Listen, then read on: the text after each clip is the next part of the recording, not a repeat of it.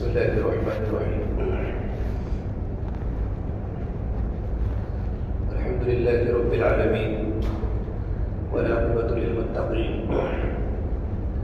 والصلاة والسلام على سيد الأنبياء والمرسلين وعلى آله وصحبه أجمعين، أما بعد.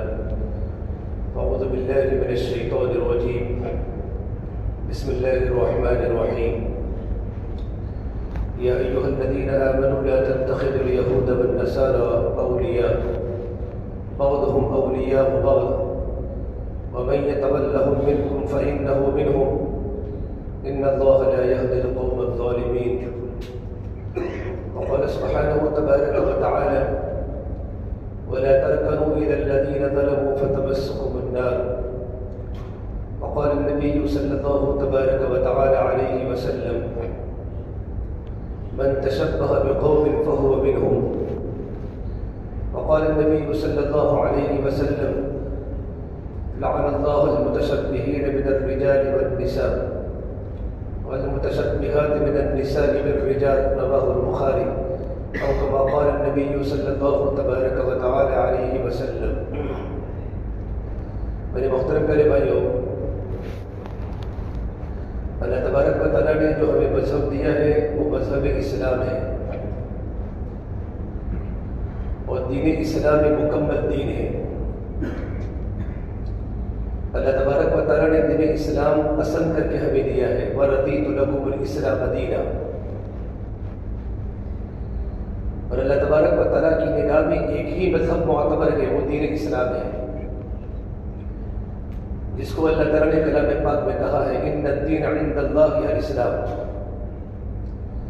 کہ اللہ تبارک و تعالیٰ کی نگاہ میں صرف دین اسلام ہی معتبر ہے اور مقبول ہے۔ ومن یبتغ غیر الاسلام دینا فلن یقبل منہ، کہ جو بھی اسلام کے علاوہ کوئی بھی دین کو پسند کرے گا، ذہنی طور پر پسند کرے گا، فطری طور پر پسند کرے گا، وہ اللہ کی بارگاہ میں قبول نہیں۔ دین اسلام کے علاوہ دنیا میں جتنے بھی دین ہیں، جتنے بھی ادیان ہیں، سارے کے سارے ادیان اللہ کی بارگاہ میں باطل ہیں، اور اللہ فرماتے ہیں وہ انسان آخرت کے اندر بڑے خسارے میں ہوگا، وَهُوَ فِي الْآخِرَةِ مِنَ الْخَاسِرِينَ۔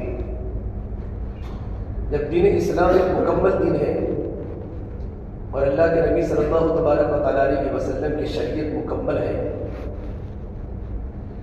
آپ صلی اللہ تبارک و تعالیٰ علیہ وسلم حجۃ الوداع کے موقع پر جب آپ آخری حج کر کے واپس ہوئے تو آپ پر سب سے آخر میں آیت نازل ہوئی: الیوم اکملت لکم دینکم واتممت علیکم نعمتی ورضیت لکم الاسلام دینا، کہ آج ہم نے تمہارے دین کو مکمل کر دیا۔ جب اللہ تعالیٰ نے دین کو مکمل کر دیا ہے، اب دین میں کوئی بڑھوتری کرے گا تو انسان مبتدی ہوگا، بدعتی ہوگا۔ دین کے اندر کوئی نئی چیز کو ایجاد کرنے والا، اپنی طرف سے من گڑت کوئی بات پیدا کرنے والا، اس کو شریعت نہیں کہی جائے گی۔ اللہ تعالیٰ نے فرمایا اب دین تمہارا مکمل ہو چکا ہے۔ پھر اللہ کے نبی صلی اللہ تبارک و تعالیٰ علیہ وسلم کے بارے میں اللہ نے کلام پاک میں فرمایا: وَمَا آتَاكُمُ الرَّسُولُ فَخُذُوهُ وَمَا نَهَاكُمْ عَنْهُ فَانْتَهُوا وَاتَّقُوا اللَّهَ إِنَّ اللَّهَ شَدِيدُ الْعِقَابِ، کہ جو چیز تمہیں اللہ کے نبی دے اس کو لے لو۔ وَمَا آتَاكُمُ الرَّسُولُ فَخُذُوهُ، جو شریعت اللہ کے نبی صلی اللہ تبارک و تعالیٰ علیہ وسلم نے ہمیں بتائی ہے اس پر عمل کرو۔ اپنی طرف سے کوئی نئی شریعت کو گڑھنا، نئی شریعت کو ایجاد کرنا یہ گناہ کبیرہ ہے، اور جس چیز سے تم کو تمہارا رسول منع کرے اس سے تم رک جاؤ۔ وَمَا نَهَاكُمْ عَنْهُ فَانْتَهُوا، اللہ سے ڈرو۔ اگر تم نے اللہ کے نبی صلی اللہ تبارک و تعالیٰ علیہ وسلم کی شریعت کے خلاف اگر تم نے کام کیا تو آخرت میں اللہ تم کو سخت سزا دے گا۔ ان اللہ شدید العقاب، یہ اللہ نے صریح الفاظ میں کلام پاک میں بتا دیا۔ اور آپ صلی اللہ تبارک و تعالیٰ علیہ وسلم نے اپنی امت کے سامنے زندگی گزارنے کے سارے طریقے بتائے، ایمانیات کا دین کھول کے بتایا، عبادات کا دین کھول کے بتایا، اخلاقیات کا دین آپ نے کھول کے بتایا، معاشرت کا دین، رہن سہن کی زندگی آپ نے کھول کے بتائی، معاملات کا دین کتابوں میں بھرا پڑا ہے۔ اللہ کے نبی صلی اللہ تبارک و تعالیٰ علیہ وسلم نے ہر لائن کا دین اپنی امت کو بتایا، اور امت کو بتا کر اپنے حجۃ الوداع کے موقع پر آپ نے فرمایا: هل بلغت، کہ میں نے سارے علم کی تبلیغ کر لی، ساری باتوں کو میں نے پہنچا دیا؟ اور تمام صحابہ نے بیک وقت ایک جملہ فرمایا، یا رسول اللہ آپ نے پہنچایا نہیں بلکہ آپ نے پہنچانے کا حق ادا کر دیا۔ یہ ساری کی ساری جتنی اللہ نے جو علوم آپ پر اتارے، جو باتیں آپ کی شریعت کے اللہ نے اتاری احکامات کے لائن سے، یہ ساری کی ساری باتیں آپ نے اپنی امت تک پہنچا دی۔ اس وقت اللہ کے نبی صلی اللہ تبارک و تعالیٰ علیہ وسلم نے فرمایا، اللہم اشہد اللہم اشہد اللہم اشہد، کہ اللہ تو گواہ رہنا، تو گواہ رہنا، تو گواہ رہنا، تیرے بندے میرے صحابہ یوں کہتے ہیں کہ میں نے دین کی بات کا پہنچانے کا حق ادا کر دیا۔ اور آپ نے اپنی امت کو دو باتیں فرمائی، ترکت فیکم امرین، میں دنیا سے جا رہا ہوں لیکن تمہارے پاس دو چیزوں کو چھوڑ کے جا رہا ہوں، اگر تم ان دو چیزوں کو مضبوطی کے ساتھ اگر پکڑ کے رکھو گے، لن تضلوا ما تمسکتم بہما، تو میرے جانے کے بعد تم کبھی بھی گمراہ نہیں ہوگے، کبھی بھی تم کو تکلیف نہیں پہنچے گی۔ کتاب اللہ و سنت رسولہ صلی اللہ علیہ وسلم، ایک تو اللہ کی کتاب کلام پاک ہے، میں چھوڑ کے جا رہا ہوں، جو اللہ کے نبی کا سب سے بڑا معجزہ ہے اور سب سے بڑی کتاب ہے، جو دستور حیات زندگی گزارنے کا طریقہ اللہ نے اس میں فرمایا ہے، اور اللہ کے نبی صلی اللہ تبارک و تعالیٰ علیہ وسلم کی سنت اور اللہ کے نبی کے طریقے پہ چھوڑ کے جا رہا ہوں۔ اس لیے آپ نے اپنا مکمل دین بتانے کے بعد پھر آپ نے فرمایا، دیکھو شریعت میری ہے، اب تم خالف الیہود والنصارى والمشرکین والمجوسیین، تم یہودیوں کی مخالفت کرو، یہودیوں کے طریقے کی مخالفت کرو، نصارہ کے طریقے کی مخالفت کرو، مشرکین کے طریقوں کی مخالفت کرو اور مجوسیین کے طریقے کی مخالفت کرو۔ یعنی جگہ جگہ پر اللہ کے نبی صلی اللہ تبارک و تعالیٰ علیہ وسلم نے اپنی شریعت کو مکمل بتا کر فرمایا، اب دنیا میں نئے نئے طریقے لوگ ایجاد کریں گے، نئی نئی قومی آئے گی جو شریعت کے خلاف باتوں کو دنیا میں نکالے گی، لیکن تم ان کی مخالفت کرنا، یہ مخالفت کرنے کی شریعت ترغیب دی ہے۔ پھر اللہ تبارک و تعالیٰ نے ان لوگوں کی دشمنی کے بارے میں کہا، ایمان والو لا تتخذوا الیہود والنصارى اولیاء، ایمان والو تم یہود کو کبھی دوست مت بناؤ، نصارہ کو کرسچن کو کبھی تم دوست مت بناؤ، بعضهم اولیاء و بعض، یہ لوگ آپس میں دوست ہیں، ملے ہوئے ہیں، جب کبھی کوئی موقع ہوگا تو تم کو سب مل کر تم پر حملہ کریں گے، اور جو بھی ان سے دوستی بنائے گا، دل سے اگر ان سے دوستی کرے گا، دل سے محبت کرے گا، تو اس کا انجام دنیا کے اندر تو ہوگا بھیانک، اور آخرت میں بڑی خطرناک، اللہ پاک ان کو سزا دینے والا ہے۔ یہ کلام پاک میں اللہ نے صراحتاً فرمایا، معاملات کر سکتے ہیں، اپنے اخلاق بتا سکتے ہیں، لیکن دلی دوستی صرف مسلمان ہی سے کر سکتے ہیں، یہ قرآن کریم کا حکم ہے۔ اور جگہ جگہ پر اللہ کے نبی صلی اللہ تبارک و تعالیٰ علیہ وسلم نے جگہ جگہ پر آپ نے ان کی مخالفت کرنے کا حکم دیا۔ جب بچہ پیدا ہوتا ہے تو پیدا ہونے کے بعد یہودیوں کا طریقہ ہے کہ عقیقہ کرتے ہیں، مسلمان بھی عقیقہ کرتا ہے، عقیقہ کرنا سنت ہے، ساتھ میں عقیقہ کرنا چاہیے۔ وہ لوگ عقیقہ کرنے کے بعد ایک روئی کا ٹکڑا لے کر خون میں لت پت کرتے ہیں، اور اس کے بعد بچے کے سر پر بطور تبرک کے رہتے ہیں۔ جب اللہ کے نبی کو مدینہ منورہ میں پتہ چلا کہ یہودی اس طریقے پر کرتے ہیں تو آپ نے کہا ان کی مخالفت کرو، اگر آپ کو عقیقہ کرنا ہے تو عقیقہ کرنا تو سنت ہے، اور عقیقہ کرنے کے بعد بطور تبرک کے اگر آپ کو کوئی کام کرنا ہے تو خون کی جگہ پر آپ خوشبو بچے کے سر کے اوپر رکھو تاکہ آپ کو تبرک مل جائے اگر آپ کو کرنا ہے۔ یعنی چھوٹی چھوٹی باتوں میں بھی شریعت نے یہود اور نصارہ کی مخالفت کا حکم دیا ہے۔ وضو کا نماز اذان کا مسئلہ آیا، شریعت میں طہارت بہت بڑی چیز ہے، طہارت کے بغیر تو کوئی ہوتا نہیں۔ طہارت جب بچہ پیدا ہوتا ہے، جب مسلمان کا بچہ پیدا ہو، غیر مسلم کا بچہ پیدا ہو، تو بچہ ہونے کے حصے اس کو کوئی حساب و کتاب نہیں ہے، لیکن جب بچہ بالغ ہو جاتا ہے تو بالغ ہونے کے بعد غیر مسلم بچہ جب بالغ ہو جائے تو اب اس کو اسلام قبول کرنا ضروری ہے۔ اسلام کو دیکھ کر، مسلمانوں کو دیکھ کر، علماء کو دیکھ کر، اب مسلمان کا بچہ تو گھر پر پیدا ہوتا ہی ہے، تو بالغ ہونے کے بعد اس کے سارے حساب و کتاب لکھنے شروع ہو جاتے ہیں، سارے حساب و کتاب لکھنے شروع ہو جب بچہ بالغ ہونے کے بعد اب بچے کو ضرورت کیا پڑے گی؟ طہارت کی پڑے گی۔ اب طہارت میں پیشاب بھی کرے گا، پخارا بھی کرے گا۔ یہودی لوگ کیا کرتے تھے کہ ان کی عورتیں تو بیٹھ کر پیشاب کرتی تھی، لیکن یہودی کھڑے ہو کر پیشاب کرتے ہیں۔ آج بھی یہودی کھڑے ہو کر پیشاب کرتے ہیں، دنیا میں سارے کے سارے کفار کھڑے ہو کر پیشاب کرتے ہیں۔ تو اللہ کے نبی صلی اللہ تبارک و تعالیٰ علیہ وسلم نے ایمان والوں کو ترغیب دی کہ عورتیں بھی بیٹھ کر پیشاب کرے گی اور مرد بھی بیٹھ کر پیشاب کریں گے۔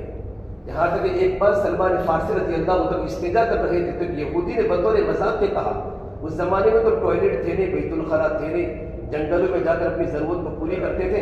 تو سلمان فارسی بیت الخلا کر رہے تھے، ایک یہودی نے بطور مذاق کے کہا کہ تمہارے نبی صلی اللہ علیہ وسلم نے تم کو استنجا کرنے کا طریقہ بھی سکھایا ہے کہ تم بیٹھ کے عورتوں کی طرح استنجا کرتے ہو.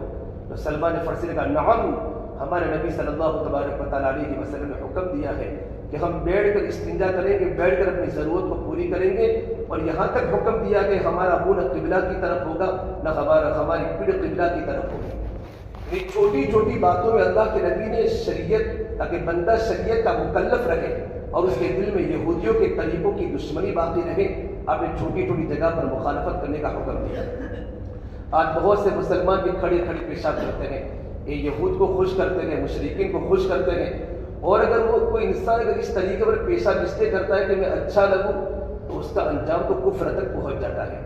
بلکہ چونکہ فرما اللہ کے نبی صلی اللہ تبارک صاف حدیث ہے، من تشبہ بقوم فہو منہم، جو انسان کسی قوم کے ساتھ مشابہت اختیار کرے گا اس کی وضاقتہ میں، اس کو طور و طریق میں، اس کی عبادات میں، تو اس کا تعلق اسی کے ساتھ ہوگا. کل قیامت کے دن اسی کے ساتھ اس کو اٹھایا جائے گا. ایک آدمی بال ارادہ کرتا ہے، بال ارادہ جان بوجھ کر اس کو تو بہت بڑا کبیرہ گناہ ہوگا، لیکن بھول سے کبھی ہو جائے تو کوئی مسئلہ نہیں. اللہ کے نبی صلی اللہ تبارک و تعالیٰ علیہ کی وسلم ایک مرتبہ بھی آپ نے کھڑے ہو کر پیشاب کیا ہے. اب ایک جگہ پر آپ پیشاب کرنے کے لیے گئے تو وہاں دیکھا بہت کچرا پڑا ہوا تھا، گندگی پڑی ہوئی تھی، اور اگر بیٹھ کر پیشاب اپنی ضرورت کو پوری فرماتے تو کپڑے کے ناپاک ہونے کا خطرہ تھا، تو آپ نے کھڑے ہو کر پیشاب کیا. کبھی ایسا موقع آ جائے، بعض جگہ پر ایئرپورٹوں پر ایسے موقع ہوتے، بس اسٹیشن پر موقع آتے ہیں کہ ٹوائلٹ نہیں ہوا کرتی، تو کبھی کبھی یہ اللہ کے نبی کی سنت پر عمل کرنے کے لیے کبھی کبھی تو ایسا کر سکتے ہیں. لیکن عام طور پر عادت بنا لینا یہ تو کفار کے ساتھ اور یہودیوں کے ساتھ مشابہت ہے. اذان کی باری آئی، اللہ کے نبی صلی اللہ تبارک و تعالیٰ علیہ وسلم صحابہ کرام کا مجمع نماز پڑھتا تھا. اب لوگوں کو نماز پر جمع کرنے پر کیا کریں؟ تو آپ نے صحابہ کی پوری ٹیم بلائی، مشورہ کیا کہ بھئی کیا کرے جس سے لوگ نماز میں جمع ہو جائے. تو صحابہ نے الگ الگ مشورہ دیا. ایک صحابی نے کہا یا رسول اللہ، میری تو راہ ہے کہ ایک جھنڈے کو بہت بھاری کر دیا، ایک جھنڈے کو اونچا کر دیا جائے تاکہ مدینہ کے لوگ اگر جھنڈے کو دیکھ لیں گے تو جھنڈے کو دیکھ کر نماز کے لیے آنا شروع کریں گے. تو آپ نے ان کی تجویز کو عمل نہیں کیا، آپ نے فرمایا یہ جھنڈا اونچا کرنا یہ مجوسی کا طریقہ ہے. کسی صحابی نے اللہ کے نبی ناسور کو بجا دیا جائے یوں کر کے آواز گونجے گی مدینے کی گلی میں تو لوگ اٹھیں گے بھی نماز کا وقت ہو چکا ہے. تو آپ نے فرمایا یہ نصارہ کا طریقہ ہے. جس صحابی نے کہا کہ نسرنگا بجا دیا جائے، یہ نسرنگا بھی ایک بجانے کا ایک آلہ ہوتا تھا، اگر کوئی انسان اس میں اگر بات کرتا چیختا تو اس کی آواز بہت دور تک پہنچتی تھی. تو آپ نے فرمایا ہاں یہ طریقۃ الیہود، یہ بھی یہودیوں کا طریقہ ہے. آپ نے ان کے طریقے پر عمل کرنے کی تجویز کو قبول نہیں کیا، چھوٹی چھوٹی باتوں پر آپ نے ان کے مشورے کو قبول نہیں کیا. صحابہ کرام فرماتے بھی کوئی بات پختہ نہیں ہوئی تھی کہ کس بات پر تمام لوگوں کو نماز کے لیے جمع کرے. صحابہ کرام اسی فکر میں گھر پر گئے، اور صحابہ کرام جب گھر پر پہنچے تو ایک صحابی کے جن کو بہت فکر تھی کہ امت کو نماز کے لیے کیسے جمع کیا جائے، جن کا نام تھا عبداللہ ابن زید ابن عبد الربی، انہوں نے خواب دیکھا کہ کوئی فرشتہ ان کے سامنے اذان کے کلمات پڑھ رہا ہے، اللہ اکبر اللہ اکبر اللہ اکبر اللہ اکبر. انہوں نے پوری اذان یاد کر لی اور اٹھتے ہی کہا یا رسول اللہ صلی اللہ علیہ وسلم، رات کو ایک فرشتہ میرے پاس آیا اور اس نے اذان کے کلمات کہے. تو اللہ کے نبی نے مشورے میں تجویز کر کے اذان کو قرار دیا کہ نماز کو جمع کرنے کے لیے اذان کے عمل کو سنت قرار دیا کہ لوگ اذان پر جمع ہو جائیں گے. تو آپ اس جگہ پر بھی آپ نے یہود کی مخالفت کا حکم دیا، اور آپ نے فرمایا ایک صحابی کو دیکھا نماز کے اذان کے بعد نماز کی باری آتی ہے، ایک صحابی کو دیکھا نماز ٹیک لگا کر نماز پڑھتے، کوئی گزر ہوگا کوئی بیماری ہوگی. تو آپ نے کو کہا بھائی تم ٹیک لگا کر نماز کیوں پڑھتے ہو؟ کہا ٹیک لگا کر نماز مت پڑھا کرو، ٹیک لگا کر نماز پڑھنا یہ یہودیوں کا طریقہ ہے.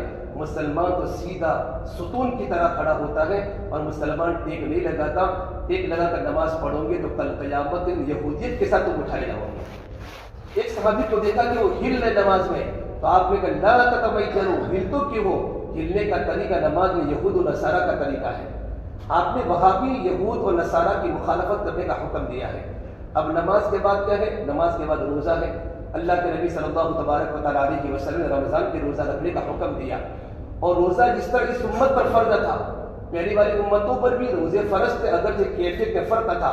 یا ایھا الذین آمنوا کتب علیکم الصیام کما کتب علی الذین من قبلکم لعلکم تتقون، ایمان والوں تم پر رمضان کے روزے فرض کیے گئے جیسا کہ تم سے پہلے والوں پر بھی فرض کیے گئے، لیکن اللہ کے نبی نے فرمایا مسلمان جب روزہ رکھے تو مسلمان سحری کیا کرے۔ آپ نے فرمایا ہمارے اور یہودیوں کے روزے میں فرق ہے، یہودی بغیر سحری کے روزہ رکھتے ہیں اور ایمان والا سحری کر کے روزہ رکھے گا۔ آپ نے سحری کرنے کی یہ وجہ نہیں بتائی کہ جب ایمان والا سحری کرے گا اس کی صحت اچھی ہوگی، اس کو بھوک کم لگے گی، اس کا پیٹ اچھا چلے گا، دین آسانی سے پورا ہو جائے گا۔ آپ نے سحری کرنے کی یہ وجہ نہیں بتائی، آپ نے فرمایا بیننا وبین صیام اہل الکتاب اکلۃ السحر، ہمارے درمیان اور یہودی کے درمیان روزے کا یہ فرق ہے کہ ہم لوگ سحری کرتے، یہ لوگ سحری نہیں کرتے۔ شریعت میں جائز کاموں میں، عبادات میں بھی اللہ کے نبی صلی اللہ تبارک و تعالیٰ علیہ وسلم نے یہود و نصارہ کی مخالفت کا حکم دیا ہے۔ آگے میں آپ کو بتاتا ہوں پھر ناجائز کاموں میں کتنی مخالفت کا حکم ہوگا۔ عاشورہ کا روزہ آیا، عاشورہ کے روزے کی بڑی فضیلت ہے، 10 محرم الحرام کی، مدینہ منورہ کے تمام صحابہ روزہ رکھا کرتے تھے۔ تو آپ نے کہا صحابہ نے کہ اللہ کے نبی صلی اللہ تبارک و تعالیٰ علیہ وسلم آپ مکہ میں عاشورہ کا روزہ رکھتے تھے، مدینہ منورہ میں یہودیوں کے قبیلے تھے، جب عاشورہ کا دن، جب مدینہ منورہ میں عاشورہ کا دن آیا تو صحابہ نے کہا یا رسول اللہ یہاں کے یہودی بھی عاشورہ کا روزہ رکھتے ہیں۔ تو آپ نے پوچھا یہودی روزہ کیوں رکھتے ہیں؟ کہ یہودی چونکہ موسیٰ علیہ السلام کو مانتے تھے اور اللہ نے موسیٰ علیہ السلام کو اسی دن فرعون کے عذاب سے نجات دی تھی، اس کی خوشی میں یہودی عاشورہ کا روزہ رکھتے ہیں۔ حالانکہ موسیٰ علیہ السلام کو تو ہم بھی نبی مانتے ہیں، قرآن کریم میں سب سے زیادہ اللہ نے موسیٰ علیہ السلام کا تذکرہ 28 پاروں میں کیا ہے۔ ہم تو بالکل ان کو نبی مانتے ہیں، اولو العزم پیغمبر ہے، لیکن میرے نبی نے فرمایا یہودیوں کی مخالفت کرو، خالف الیہود، یہود کی مخالفت کرو۔ اگر تمہیں عاشورہ کا روزہ رکھنا ہے تو آئندہ سال میں زندہ رہوں گا تمہیں ایک روزے کو بڑھا دوں گا، 10ویں کے ساتھ 9ویں کا ملاؤں گا، 10ویں کے ساتھ 11ویں کا ملاؤں گا، تاکہ یہودیوں کی روزے کی مخالفت ہو جائے۔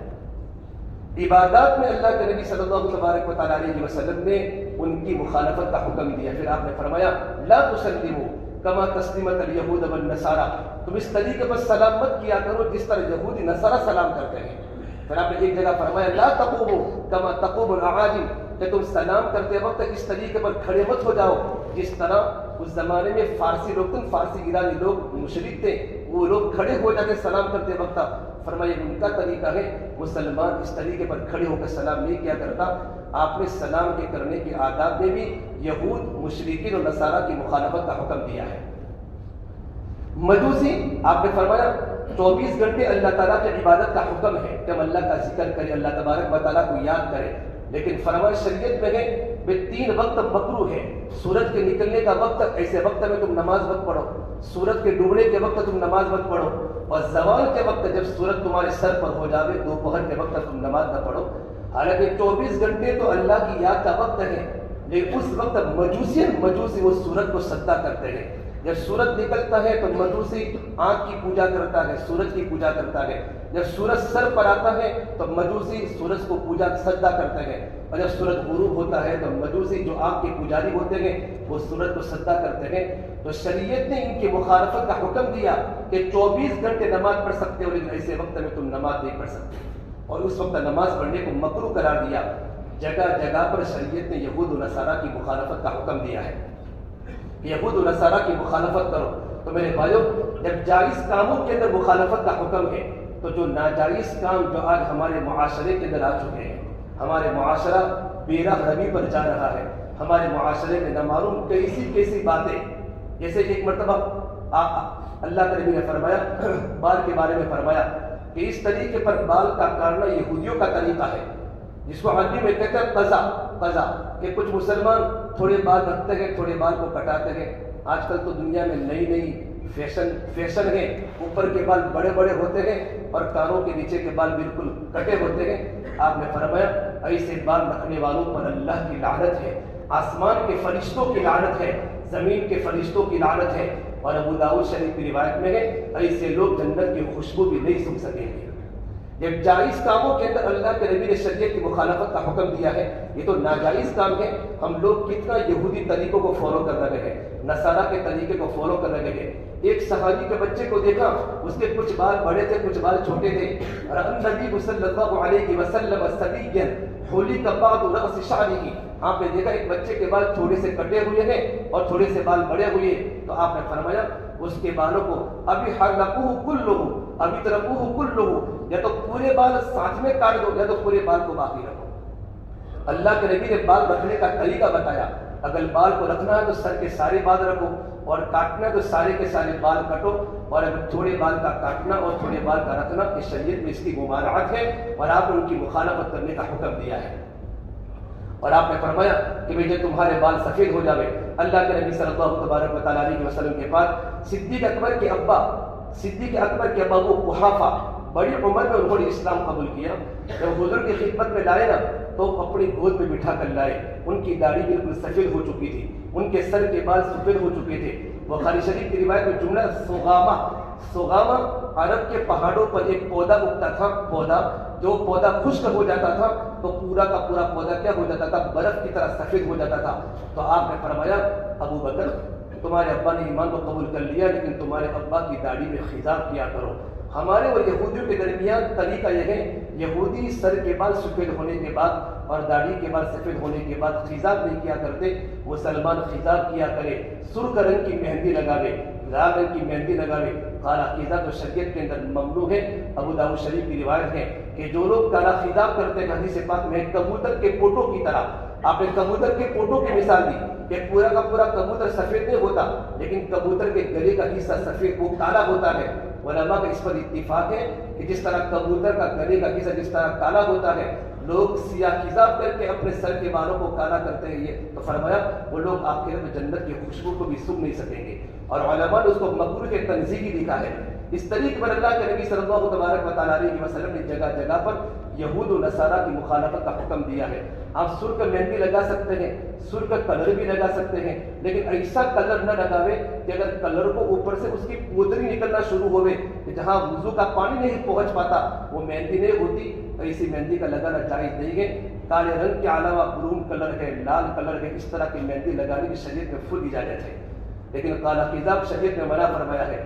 تو اللہ کے نبی صلی اللہ تبارک و تعالیٰ علیہ وسلم جگہ جگہ پر مخالفت کا حکم دیا۔ میرے نبی نے فرمایا اللہ تعالیٰ اس مرد پر لعنت کرے جو عورت کی طرح چلے، اور اس عورت پر اللہ کی لعنت ہو جو مرد کی مشابہت کرے۔ لعن اللہ المتشبہین من الرجال والنساء والمتشبہات من النساء بالرجال، رواه البخاری، یہ بخاری شریف کی روایت ہے۔ اللہ لعنت بولتے ہیں اللہ کی فٹکار، وہ انسان اللہ کی رحمت سے دور ہو جاتا ہے، وہ جنت سے دور ہو جاتا ہے۔ اس آدمی پر اللہ کی لعنت ہے، اس مرد پر جو عورتوں کی طرح بال رکھے، عورتوں کی طرح لباس پہنے، عورتوں کی طرح مذاق عطا کرے، بہت سے لمبے لمبے بال روک رکھتے ہیں عورتوں کی طرح۔ ابھی ہماری یہاں کی جماعت امریکہ میں جا کر آئی تو ایک ساتھی نے کارگزاری سنائی کہ امریکہ کے واشنگٹن میں ہماری جماعت تھی، ایک ساتھی کے گھر پر ملاقات میں گئے، اس نے 1 گھنٹہ ملاقات کر لیا، ہم نے 1 گھنٹہ تک ان سے برابر بات کی، تشکیل کی، پھر جب اٹھے تو معلوم پڑا جس سے بات ہوئی وہ تو لڑکی تھی، لڑکا نہیں تو وہ تو لڑکی تھی، لیکن لڑکا لڑکی کی طرح، لڑکی لڑکے کی طرح بات کرتی، اس کی بات کرنے کی پوری سٹائل لڑکے جیسی، اس کے بال لڑکے جیسے، اس کے کپڑے لڑکے جیسے، کہ ہم تو آرام سے 1 گھنٹہ تک اس سے بات کرتے رہے۔ جب تشکیل کی باری آئی تو کہا لڑکیوں کو بھی جماعت میں لے جا سکتے چلا، تو کہا تم کیا ہو کہ وہ تو لڑکی ہو۔ ایسی لعنت ہے۔ میرے پاس دلی میں جماعت میں چل رہا تھا تو بس میں بہت ساری بھیڑ تھی، تو میں نے کہا بھائی میڈم تھوڑا اس طرح ہو جاؤ، تو کہا میں تو مرد ہوں۔ اس کے بڑے بڑے بال دیکھ کر اس کو پیچھے سے یوں کہا، تو اس نے مجھے کہا بھول کر دیکھا کہ مجھے تم نے آپ نے میڈم کیوں کہا؟ میں سمجھا آپ کے بال ہیں تو آپ کے بال دیکھ کے میں سمجھا کوئی لیڈیز ہوگی، اس لیے میں نے آپ کو کہا تھوڑے پرے ہٹ جاؤ۔ میں اللہ کے نبی نے کہ لوگ دھوکے میں پڑ جاوے، حدیث ہے پکی اللہ کے نبی صلی اللہ تبارک و تعالیٰ علیہ وسلم کی کہ ایسے مرد پر اللہ کی لعنت ہے جو عورتوں کی نقل کرے بول چال میں۔ اب آج کل کی لڑکیاں لڑکوں کی لباس پہنتی ہیں، لہنگیاں پہنتی ہیں اور پینٹ شرٹ پہنتی ہیں، وہ لباس زنانہ لباس نہیں ہے، وہ لباس مردوں کا لباس ہے، مردوں کا لباس ہے۔ اب آج کل کی لڑکیاں ماں باپ ہی خرید کر لاتے، کوئی دوسرا خرید کر نہیں لاتا، خود خریدتی ہوگی یا تو ماں باپ پیسے دیتے ہوں گے۔ تو اس طریقے پر گھر میں لڑکیاں لڑکوں کی نقل کرتی ہیں، اور لڑکیاں جو بہو کٹاتی ہیں اس پر تو بہت بڑی اللہ کے نبی کی وعید ہے، جو بیوٹی پارلر میں جا کر الواصلہ المستوصلہ، بخاری شریف کی مستقل حدیث اس پر ہے، ایک اس مستقل الگ مضمون اس کے بارے میں انشاءاللہ کبھی بات کریں گے۔ لیکن جو عورتوں کی جو لوگ مرد نقل کرتے ہیں اور جو مرد عورتوں کی نقل کرتے ہیں ان پر اللہ کے نبی کی لعنت فرمائی۔ اور اللہ کے نبی کا صاحب الفاظ ہے کہ لعن رسول اللہ صلی اللہ علیہ وسلم یلبس الرجل لبسۃ المرأة، وہ آدمی جو عورت کا لباس پہنے، اور اس عورت پر بھی اللہ کی لعنت ہے جو مرد کا لباس پہنے۔ آج کل ہماری بچیاں اور بچوں میں فرق نہیں ہوتا، بلکہ لڑکے بھی چوٹیاں رکھتے ہیں، لڑکے بھی چوٹیاں رکھتے ہیں۔ چوٹیاں، بھائی لڑکا چوٹی کیسے رکھے گا؟ لڑکا تو داڑھی رکھے گا۔ فرشتے کہتے ہیں نا، ہم مردوں کی داڑھی سے تسبیح پڑھتے ہیں، عورتوں کی چوٹی سے تسبیح پڑھتے ہیں۔ مرد کی سب سے خوبصورت چیز داڑھی ہے۔ دنیا کا سب سے حسین چہرہ محمد عربی صلی اللہ تبارک و تعالی علیہ وسلم کا تھا۔ والضحیٰ، نبی تیرے روشن چہرے کی قسم، واللیل اذا سجا، تیری سیاہ زلفوں کی قسم۔ جس نبی کا چہرہ اتنا خوبصورت تھا، اس نبی کے چہرے پر داڑھی سجی ہوئی تھی۔ اسے میرے نبی نے فرمایا، اللہ کے نبی کی حدیث ہے، داڑھی کو بڑھاؤ، مونچھوں کو کتراؤ۔ پھر آپ نے کہا کفار کی مخالفت کرو، کفار داڑھی کو کٹاتے ہیں اور مونچھوں کو بڑھاتے ہیں۔ یا مخالفت کا حکم دیا کہ مشرکین اپنی مونچھوں کو بڑھاتے ہیں اور داڑھی کو کٹاتے ہیں۔ آپ نے کہا خالف المشرکین، مشرکین کی مخالفت کرو، جو مجھے نبی مانتا ہے، میری سنت پر عمل کرتا ہے۔ تو آپ نے فرمایا وقص الشوارب وعف اللحى، مونچھوں کو کتراؤ، داڑھی کو بڑھاؤ۔ یہ اللہ کے نبی کی سنت ہے۔ وہ مشہور جو واقعہ آپ نے کبھی سنا بھی ہوگا، جب بادان بادشاہ نے دو بڑے بڑے قاصد جب اللہ کے نبی کو پکڑنے کے لیے مدینہ منورہ میں بھیجے تھے، تو آپ کے پاس وہ دونوں قاصد آئے تو ان کی بڑی بڑی مونچھیں تھی، تو آپ نے ان کی طرف سے چہلا پھیر لیا۔ آپ نے کہا کہ تمہاری شکل کس نے بگاڑی ہے کہ تمہاری مونچھیں بڑی بڑی ہیں، تمہاری داڑھی بالکل نہیں ہے؟ تو کہا ہمارے رب کسریٰ نے ہم کو حکم دیا ہے کہ داڑھی کو گنڈاؤ اور مونچھوں کو بڑھاؤ۔ تو اللہ تعالیٰ نے چہرہ پھیر دیا، حالانکہ بھیجنے والا بھی کافر تھا، آنے والے بھی دونوں کے دونوں مشرک تھے، اللہ کو نبی کو مانتے نہیں تھے۔ تو آپ نے فرمایا مجھے میرے اللہ نے داڑھی بڑھانے کا حکم دیا ہے اور مونچھیں کتروانے کا حکم دیا ہے، تو یہاں بھی مخالفت کا حکم دیا ہے۔ آج کل میرے بھائی ہمارے معاشرے میں نامعلوم کیسے رسم و رواج پیدا ہو رہے ہیں۔ اب پتنگ کا زمانہ آیا ہے، ایک غیر اسلامی مذہبی رواج ہے، ہندوانہ رواج ہے، یہ مسلمانوں کا رواج نہیں ہے۔ لیکن سب سے پہلے مسلمانوں کے گھر میں پتنگ آ جاتے ہیں، بیچنے والے بھی مسلمان ہیں، خریدنے والے بھی مسلمان ہیں، اڑانے والے بھی مسلمان ہیں، اور کتنا ناجائز عمل ہے۔ یہ تو قاتلانہ کھیل ہے، اس طرح کھیل ہوتے ہیں، کھیل یہ قاتلانہ کھیل ہے، کتنوں کی جانیں چلی جاتی ہیں۔ اللہ کے نبی صلی اللہ تبارک و تعالیٰ علیہ وسلم کے زمانے میں لوگ کبوتر کو اڑاتے تھے۔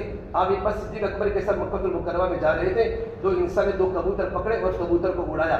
آپ نے یہ کیا کر رہے ہیں کہ اب کبوتر اڑیں گے، دونوں کبوتر کے پیچھے بھاگیں گے، جس کا کبوتر اوپر جائے گا، جس کا کبوتر تیزی کے ساتھ جائے گا، ان میں شرطیں رہتی ہیں۔ آپ نے کہا کبوتر کے پیچھے بھاگنے والا شیطان ہے۔ علماء نے لکھا ہے جب کبوتر جیسا یہ عمل ہے کہ لوگ پتنگ کے پیچھے بھاگتے ہیں اور پتنگ کے پیچھے لوگ دوڑتے ہیں، تو یہ بھی شیطان کا عمل ہے۔ اس میں مال کا بھی ضیاع ہے، وقت کا بھی ضیاع ہے، کیسا قاتلانہ کھیل ہے۔